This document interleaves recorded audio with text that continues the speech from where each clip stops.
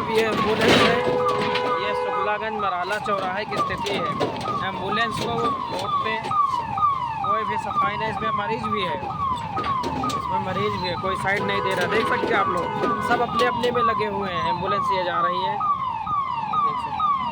पूरी स्थिति सामने आगे तक इसी है, कोई दिक्कत नहीं। वो भी एम्बुलेंस 4 नंबर की है, हरियाणा। भाई साहब ये है शुक्लागंज उन्नाव की स्थिति, आप देख सकते हैं कैसे जा रहे हैं। पूरी रोड ऐसे ही जाम है, काफ़ी दूर से फंसा हुआ था। मतलब कहाँ है यार, वो सड़क पूरी रास्ता मगा करो यार, दे ही नहीं रहा यार, साइड नहीं दे रहा। बताओ वहाँ का तो देख सकते पूरा टोटल, अभी भी कोई नहीं, मतलब साइड कोई नहीं है।